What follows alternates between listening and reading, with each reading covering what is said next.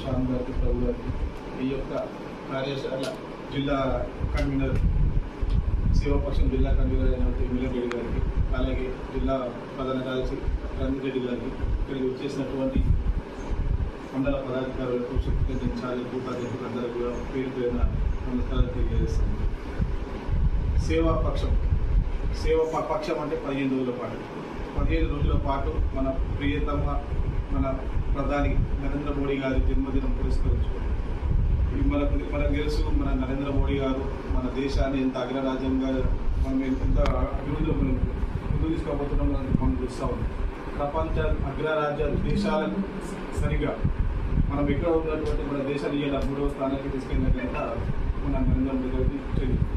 అందులో బాగా ఎన్నో సంస్కరణలు, ఎన్నో సాహసోపేతమైనటువంటి నిర్ణయాలు తీసుకుంటూ ఆర్థిక రంగంలో మన దేశాలు ఎంత ముందు తీసుకెళ్తున్నటువంటి మన దేశ ప్రధాని శ్రీ నరేంద్ర మోడీ గారి జన్మదినం పురస్కరించుకొని 15 రోజుల పాటు ఆయన జన్మదినం సందర్భంగా సేవా కార్యక్రమాలు ప్రతి బూతులు జాతీయ స్థాయిలో అన్ని పోలింగ్ బూతులు మన భారతదేశంలో అన్ని పోలింగ్ బూతులలో జరగాలని మన జాతీయ పార్టీ మనకు నిర్ణయించడం జరిగింది. అందులో భాగంగానే మనం కూడా రాష్ట్ర స్థాయి కార్యశాలలు, జిల్లా స్థాయి కార్యశాలలు నిర్వహించడం, ఇప్పుడు మనం మండల స్థాయి కార్యశాలలు మనం నిర్వహించుకుంటాము.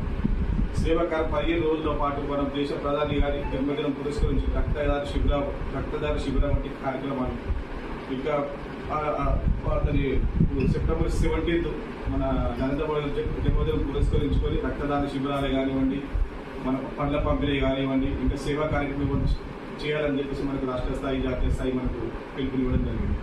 అందులో భాగంగానే మొక్కలు నాటడం, మన మాకే నా ఎప్పేడు మనము ప్రతి మన కంపౌండ్ వాళ్ళు కానీ, ఇంటి పరిసర ప్రాంతాల్లో కానీ మొక్కలు నాటడం వంటి కార్యక్రమాలే కానివ్వండి, చిత్రలేఖనం వంటి పోటీలు మన స్కూల్ పిల్లలకు మనం మైనమో చందనంలో నిర్వహించడం కానివ్వండి. అందులో భాగంగా స్వచ్ఛతా కార్యక్రమాలు, ప్రతి పోలింగ్ బూత్ స్వచ్ఛతా కార్యక్రమాలు, స్వచ్ఛ భారత్ పేరు మీద స్వచ్ఛతా కార్యక్రమాలు కూడా చేయాలని చెప్పేసి మనకు రాష్ట్ర స్థాయి పిలుపునివ్వడం జరిగింది. అందులో భాగంగానే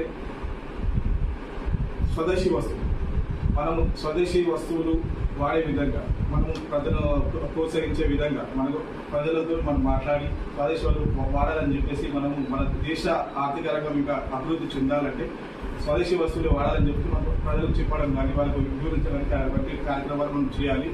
అందులో వాళ్ళు చేతి వృత్తుల వారు, మన దగ్గర మన చేతి వృత్తుల వాళ్ళు ఎవరైతే ఉన్నారో వాళ్ళకి ఎక్కువగా మనం హెల్ప్ చేస్తూ వాళ్ళ దగ్గర ఉన్నటువంటి వస్తువులు మనం కొంటే మనం కూడా ఇంకా ముందుకెళ్ళే ఇది ఉంటుంది. కాబట్టి ఇవన్నీ కార్యక్రమాలు కూడా చేయాలని చెప్పి